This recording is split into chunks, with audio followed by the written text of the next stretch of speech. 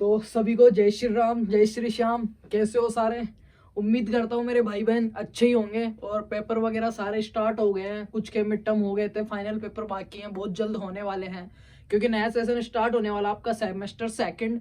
क्योंकि जुलाई के समथिंग जाके फिर आप सीनियर हो जाओगे, आपके भी जूनियर आ जाएंगे, ठीक है। आपको भी मिस बॉस मैम सर बोलने वाले आ जाएंगे और आप भी हुकूमत चलाने लगोगे। पर कब चलाने लगोगे, कब आपकी इज्जत रहेगी उनके सामने? जब आपकी ऑल क्लियर रहेगी, अच्छी सी जीपीए ओजीपीए रहेगी। और वो कब रहेगी? जब आप इस परिवार से जुड़े रहोगे। हम जो आपको मैटर दे रहे हैं, जो गाइड कर रहे हैं, उसको आप प्रॉपर वर्क में लोगे, उस चीज को पढ़ोगे तब जाके। तो आज सोल्व करने वाले हैं अपन सोइल साइंस के 2018-19, 19-20, 20-21 और 22-23 के जो प्रीवियस ईयर के हैं वो पेपर। तो ये सोल्व करने से पहले मैं थोड़ा सा आपको बता देता हूँ। ये सोल्व करने में तब मजा आएगा कि मैंने 3 डेज सोइल साइंस चैलेंज किया था, उसमें से 2 डेज मैंने कंप्लीट कर दिए, 2 क्लास कंप्लीट करवाई हुई है। इसके अलावा सोइल साइंस के पुराने पेपर्स वगैरह और भी हैं। तो ये जो 2 क्लासें हैं उनका डिस्क्रिप्शन में मैं इस क्लास के नीचे डिस्क्रिप्शन में लिंक दे दूंगा। जिन भाइयों ने पहले तो वो जाके वो क्लासें नहीं देखी हैं, 2 क्लास, प्लीज हाथ जोड़ के रिक्वेस्ट है, क्योंकि मेरे हाथ जोड़ने से अगर तुम्हारा भला हो रहा है तो मैं एक बार नहीं 1000 बार जोड़ दूंगा। उन जाके उन दोनों क्लासेस को देख लो, फ्री ऑफ कॉस्ट है। तब आपको पेपर सोल्व करने में मजा आएगा। और जैसे ही अपन पेपर सोल्व कर लेंगे ये चारों, उसके बाद में आपको दूंगा भाई एक ब्लू पेपर या गैस पेपर, गैस पेपर या कह सकते हो गैस पेपर नहीं, ऐसा पेपर दूंगा जो ऐसे कैसा ही आपके छप जाएगा पेपर में। तो ये जब 2 क्लास वो देख के, हो सका तो पेपर से पहले तीसरी क्लास भी मैं दे दूंगा। पर जब 2 क्लास देख के, इतने 5 साल के पुराने पेपर सोल्व करके एक गैस पेपर सैंपल पेपर आप सोल्व करके जाओगे ना, तो एक अलग कॉन्फिडेंस रहेगा। लिखना कैसे है वो मैंने ऑलरेडी आपको सिखा दिया है कि किस प्रकार से आपको बुक जो आपकी है, कॉपी जो आती है, राइटिंग एग्जाम जो आपका है, उसको किस प्रकार से लिखना है, क्या चीजें ध्यान रखनी है, पहले कौन से क्वेश्चन को करना है, हिंदी लैंग्वेज मिक्स करनी है, इंग्लिश करना है, क्या सारी बात हम कर चुके हैं। तो शुरू करते हैं। माँ शारदे को वंदन करके 2018-19 वाला पेपर खोलते हैं अपन और देखते हैं भाई किस लेवल के क्वेश्चंस आए हैं। ये देखो, ये लो, सही दिख रहा होगा उम्मीद करता हूं। ये आप पेपर देख सकते हो, यहाँ पे 2018-19 का ये सोइल साइंस का पेपर है आपका, ठीक है। फंडामेंटल ऑफ सोइल साइंस आपका सब्जेक्ट टाइटल है, SSAC 111 आपका सब्जेक्ट कोड है। और ये पेपर का है सेक्शन सेकंड। सेक्शन फर्स्ट जो आपका आता है, न्यू टाइप जो आता है ऑप्शनल, वो आप करके वापस दे देते हो। ये आपको कॉपी में लिखना होता है। मैक्सिमम 60 नंबर का ये आता है और मेरा टारगेट है सब बच्चों के 50+ नंबर का, क्योंकि ये है 2 क्रेडिट। आप 50 लाओगे तो 100 जुड़ेंगे, एग्रोनॉमी में 50 लाओगे तो 3 क्रेडिट है, 150 नंबर जुड़ेंगे, 50 के 3 गुणा। तो आपकी जो परसेंटेज है वो वैसे ही ऊपर चली जाएगी, बूम हो जाएगी, बूस्ट हो जाएगी, ठीक है। और आपको टाइम मिलता है 1 घंटा 40 मिनट, क्योंकि 2 घंटे का पेपर होता है। इसमें से 20 मिनट आपकी पार्ट ए के लिए हो जाती है और उसमें 2 क्वेश्चन आते हैं। इसमें जो क्वेश्चन शुरू होता है वो होता है तीसरे से। और अपन जो सोल्व कर रहे हैं वो कर रहे हैं श्री करण नरेंद्र एग्रीकल्चर यूनिवर्सिटी जोबनेर के जो पेपर हैं वो, ठीक है। तो देखते हैं। देखो पहला ही क्वेश्चन इसमें अपना बहुत अच्छे से करवाया हुआ था, पेडोलॉजी, कि सोइल साइंस के 2 कॉन्सेप्ट है, एडेफोलॉजी और पेडोलॉजी। पेडोन सोइल सबसे छोटी इकाई जो कौन सी होती है, पेडोन सोइल की सबसे स्मॉलेस्ट यूनिट होती है, ठीक है, सबसे छोटी। अब सबसे छोटे यूनिट जो है मतलब कैसे बनी भाई, सोइल का सबसे छोटा जो पार्टिकल है, जो इकाई, उसको पेडोन कहते हैं। पेडोलॉजी में वैसे देखें तो पेड़ का नाम आ रहा है, पर इसमें पेड़ कहीं नहीं आएगा। इसमें अगर पेड़ या ट्री नहीं आएगा तो फिर क्या आएगा प्यारे? इसमें आएगा क्या, सोइल की जो ओरिजिन जो है, उत्पत्ति जो है, स्टडी अबाउट सोइल ओरिजिन, उत्पत्ति, soil mapping, soil distribution, soil classification and soil characters. ये जो सारी चीजें हैं इसमें, मृदा कैसे बनी, कैसे कौन से पैतृक पदार्थों से बनी, कब बनी, क्यों बनी, कौन सा इसका प्रकार है, किस प्रकार की इसमें अभिक्रियाएं हो रही है, किस प्रकार की मैपिंग है, किस प्रकार का डिस्ट्रीब्यूशन है, वो सारा आ जाएगा पेडोलॉजी में। और जिनके पीछे वाई आता है वो कौन से हैं, ग्रीक भाषा के शब्द है। एक दूसरी इसकी टर्म होती है पेडोलॉजी के अलावा, इडेफोलॉजी, ईडी आता है जिसमें, एडेफो या ईडेफो, ए जैसे इसको मैं हटा देता हूं, एडेफोलॉजी, एडेफोलॉजी। अब इसमें एडेफोलॉजी, इसमें पेड़ कहीं से नहीं आ रहा, पर इसमें पढ़ेंगे क्या, पेड़ के बारे में। एक सोइल और एक हाइगर प्लांट के बीच में जो बिटवीन रिलेशंस हैं, किस प्रकार से वो न्यूट्रिएंट्स का ऑब्जर्व कर रहा है, किस प्रकार से वो वाटर ऑब्जर्व कर रहा है, किस प्रकार से वो ह्यूमिडिटी को ले रहा है। एक मर्दा और एक पादप, ये पादप है, ये मर्दा के अंदर लगा हुआ है, इन बीच में जो रिलेशन है, बिटवीन जो इनका रिलेशन है, सह संबंध है, उसका अध्ययन किया जाता है एडाफोलॉजी में।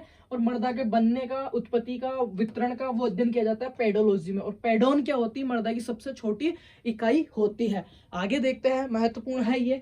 आगे दिया ह्यूमिकरण, ह्यूमिसीकरण या ह्यूमिफिकेशन, इसका भी मैंने फर्स्ट क्लास में करवा रखा है। सोइल जेनेसिस, ये वाली क्लास अपनी बाकी है, पर मैं बता दूं जेनेसिस का मतलब होता है बनना या मर्दा निर्माण, जिसको अपन कहते हैं मर्दा का बनना। तो मर्दा कैसे बनती है, कार्बनिक पदार्थों के, चट्टानों के, इनके अपक्षय से, भारी दबाव, high pressure and high temperature and long time, after long time, एक लंबे समय अंतराल के बाद बहुत अधिक दाब व ताप के कारण चट्टानों व कार्बनिक पदार्थों का अपक्षय जब होता है, इनका वेदरिंग जब होती है रॉक्स की, उसके उपरांत मर्दा बनती है। और मर्दा बनने में, 1 इंच मर्दा बनने में 800 से 1000 वर्ष का समय लगता है। Soil is a natural body, soil क्या है, एक प्राकृतिक पिंड है, इसको आर्टिफिशियल रूप से नहीं बना सकते। Soil is a natural body and changeable body, परिवर्तनशील पिंड है। राजस्थान में अलग मर्दाएं हैं, गुजरात में अलग मर्दाएं हैं, पाकिस्तान में अलग मर्दाएं हैं, साउथ में अलग मर्दाएं हैं, वेस्ट बंगाल में अलग मर्दाएं हैं। तो परिवर्तनशील पिंड है, चेंजेबल पिंड है और नेचुरल है, राइट।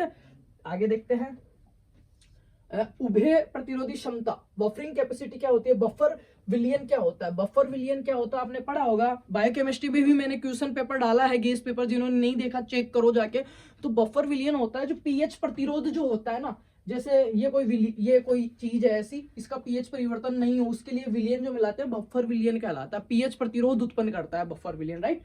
तो उसके बारे में उभय प्रतिरोध है, बफरिंग कैपेसिटी क्या होती है। और ये आ गया सोइल की डेफिनेशन, जो मैं बार बार रट के आपको चार डेफिनेशन दिया था। जिसने क्लास देखी उसकी राइट है, और अभी भी क्लास नहीं देखी है, कुछ नहीं पढ़ा है, 1 नाइटर फाइटर हो, दैट्स ओके, नो प्रॉब्लम, एक रात में ही फाइट करवा देंगे आपको। बस शर्त क्या है, आप जाके वो क्लासेस देखो बहुत प्यार से और उनको क्लियर करो। तो सोइल क्या है, अभी मैंने बता ही दिया, soil is a natural and changeable body, ठीक है, जो किससे बनती है, high temperature, high pressure and high long time, ठीक है। उसके उपरांत जो बनता है प्राकृतिक पिंड, उसको मृदा कहा जाता है। अब अगला क्वेश्चन आता है इसमें डिफरेंशिएशन, अंतर वाला, ठीक है। निम्नलिखित में अंतर कीजिए। अब मैंने कॉपी का जो वीडियो डाला था उसमें लिखा था कि अंतर कैसे करना है। इस प्रकार प्यारे प्यारे 4 अंतर आपको लिख के आना है, नीचे आपको एग्जांपल लिख के आना है, एक सिंगल नंबर भी आपका नहीं कटेगा।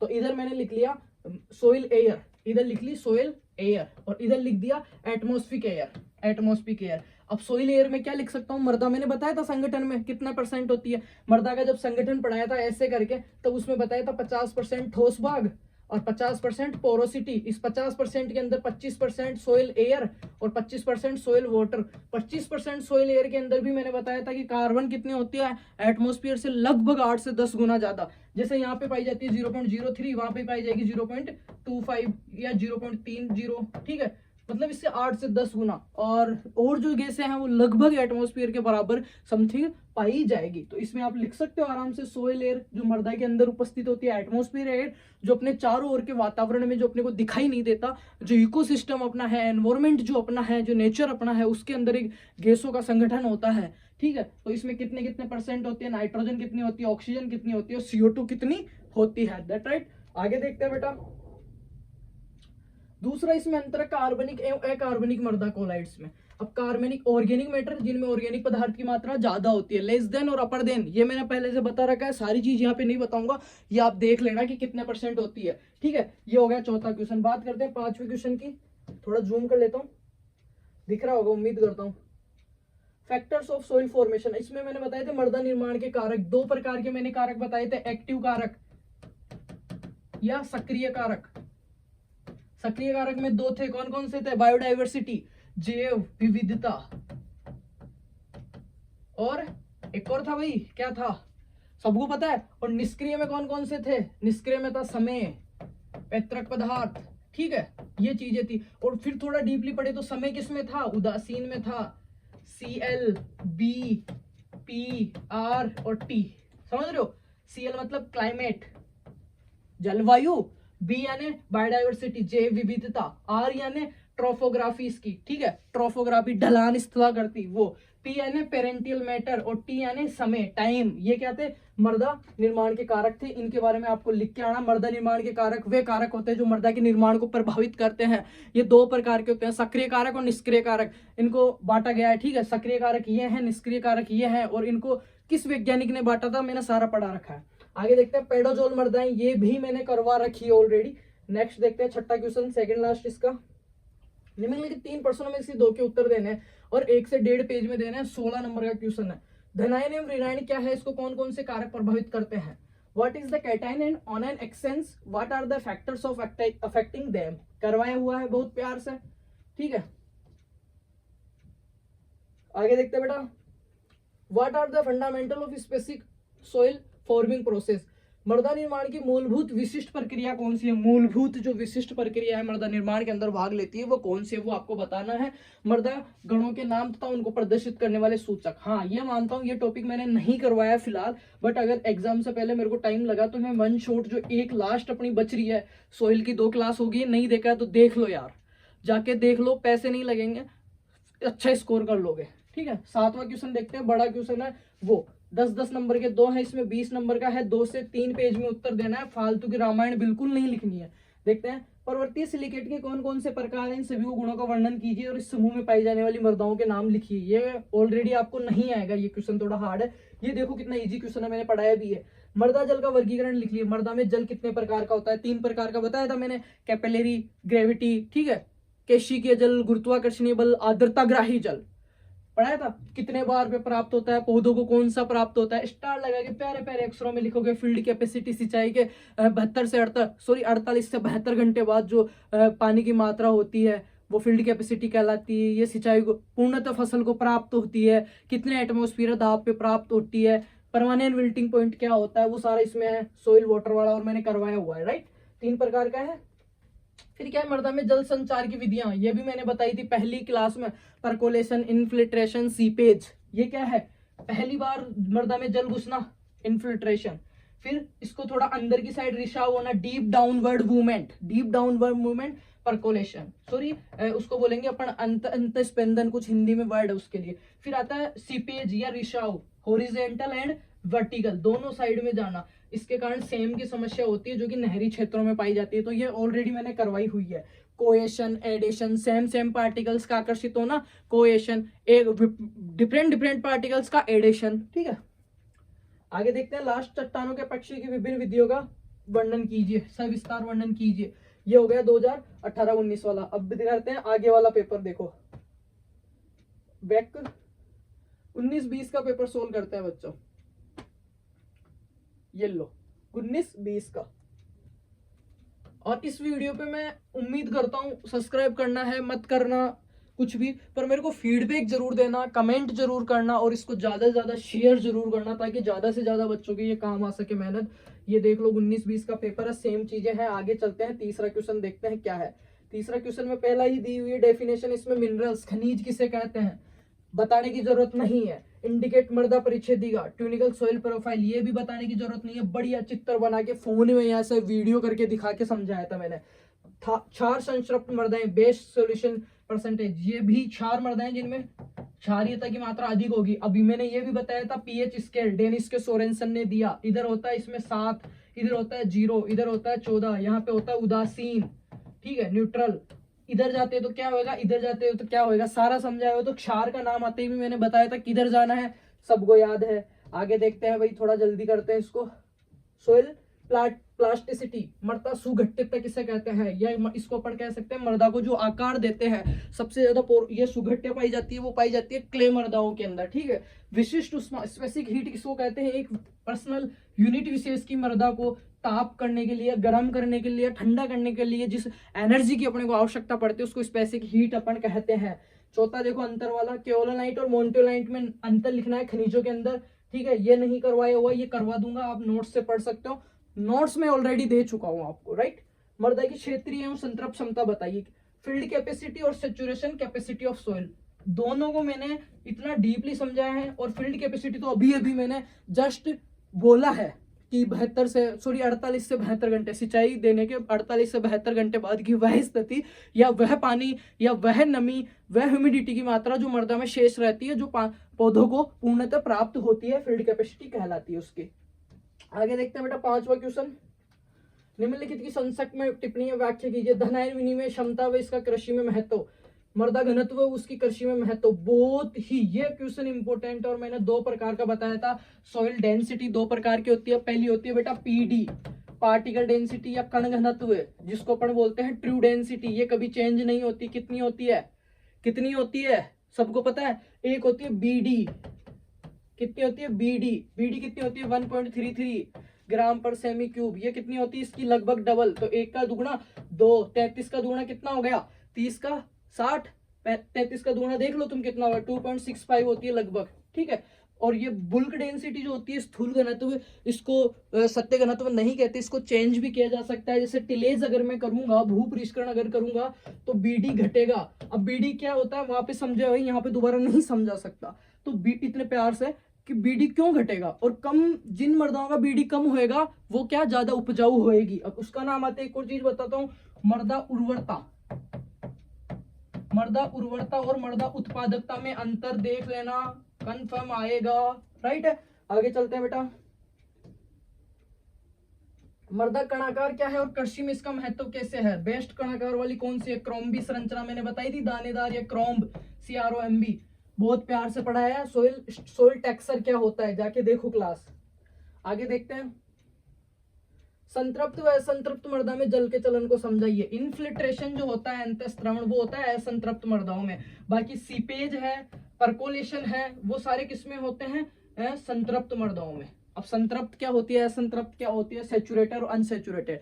सैचुरेटेड मैंने बोतल का उदाहरण लेके समझाया था, फुल भरी हुई है बोतल और जगह नहीं है, वो कौन सी है? सैचुरेटेड है, संतृप्त है। बोतल खाली है, प्यासी है, मतलब अनसैचुरेटेड है। वो सेम मृदा में, अगर मृदा नमी के लिए प्यासी है, पानी को सोख रही है फर्स्ट बार में, तो वो क्या हो गया? अनसैचुरेटेड हो गई। बाकी अगर मृदा पानी को नहीं सोख रही है, फुल पेट भरा हुआ है मृदा का, अपन सीधा सा समझाए तो वो सैचुरेटेड में आएगी। इसमें दिया हुआ है, what write the name of soil orders, there colleges and disadvantage according to the comprehensive system of soil classification. मृदा गणों के नाम व मृदा वर्गीकरण में व्यापक प्रणाली को लिखिए। ये आप कराया हुआ है। 7वां क्वेश्चन देखते हैं भाई। क्वेश्चन नंबर 7 कहा गया? हाँ ये रहा। मृदा संरचना को परिभाषित कीजिए। सॉइल स्ट्रक्चर और सॉइल टेक्सचर दोनों को मैंने बताया था कि कौन सा इसमें स्थायी गुण है और कौन सा नहीं है। ठीक है। मृदा संरचना के विभिन्न रूप तथा मृदा का महत्व की विवेचना कीजिए। करवाया हुआ है। कोई मृदा कलित क्या है, यह क्वेश्चन भी करवाया हुआ आपका। What are the soil colloids, soil structure, soil colloids and soil, एक और रहेगा स्ट्रक्चर, कोलाइड्स और सॉइल टेक्सचर। इन 3 शब्दों को याद रखना, मृदा कणाकार, मृदा संरचना और मृदा कोलाइड। ठीक है। इसके बाद में देखते हैं मृदा रासायनिक ऋतुक्षरण को उदाहरण से ही समझाइए। बहता पानी, हवा, तापमान, हिम्मत, किस प्रकार चट्टानों का ऋतुक्षरण कहते हैं? वेदरिंग। वेदरिंग, बहता पानी वेदरिंग कैसे करेगा भाई? चट्टानों पे कंटिन्यू पानी बहता रहेगा तो वो घिसने लगेगी। राइट।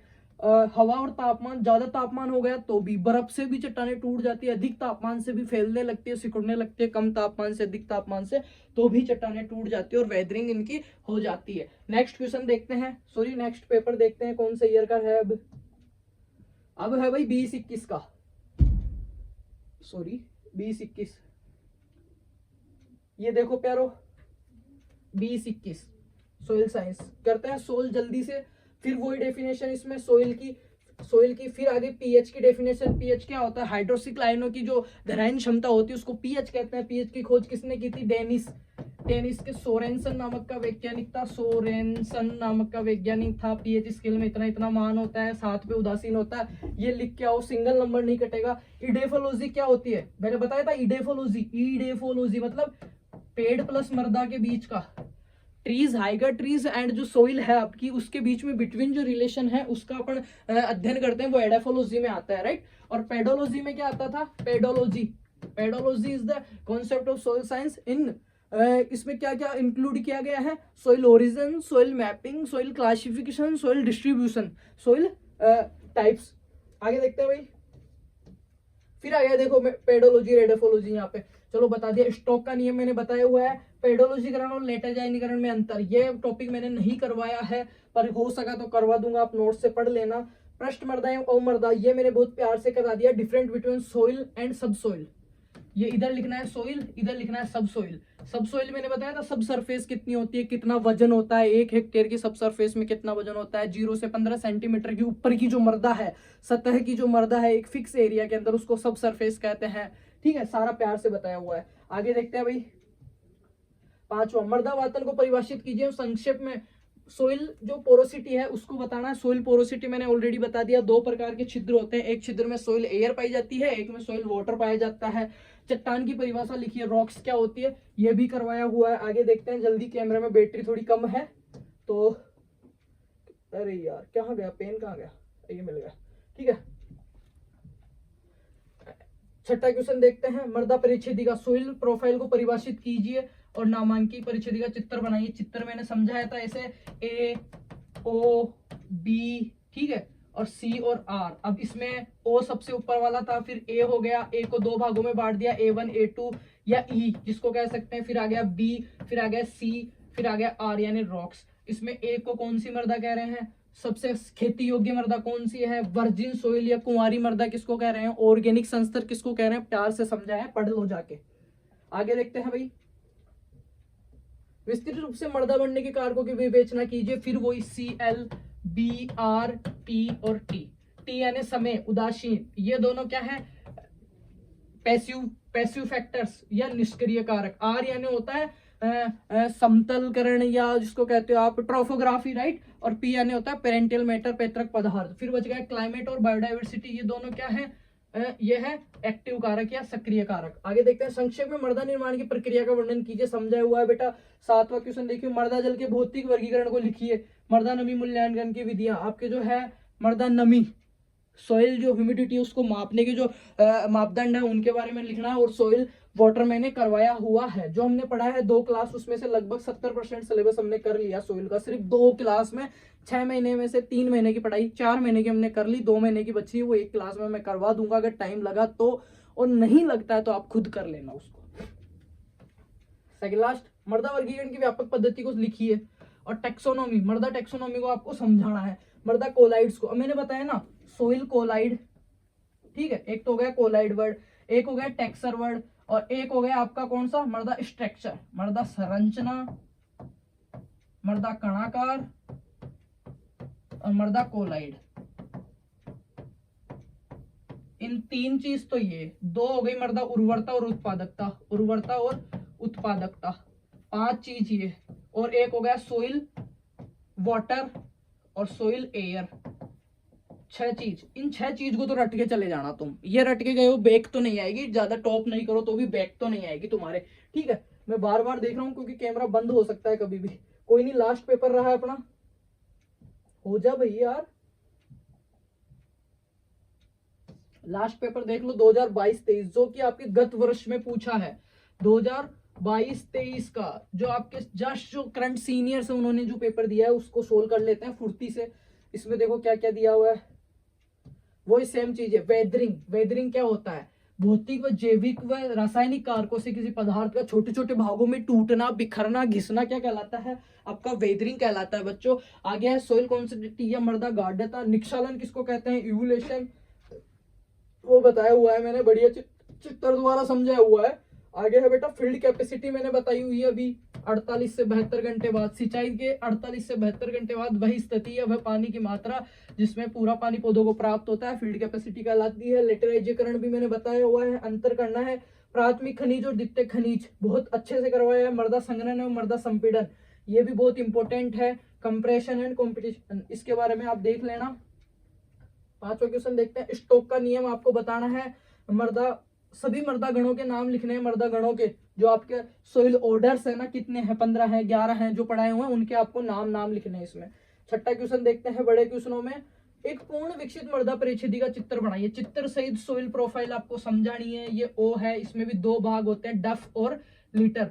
डफ होता है ताजा सड़ा गला पदार्थ और लीटर होता है बिल्कुल जिसको कह सकते हैं विघटित होया हुआ पदार्थ। ठीक है, फिर ओ को बोलते हैं वर्जिन सोइल, ठीक है, कुंवारी मृदा जो जंगलों की मृदा में पाई जाती है। फिर आता है ए के अंदर भी A1 आता है, जिसको बोलते हैं ऑर्गेनिक सोइल, कार्बनिक पदार्थ।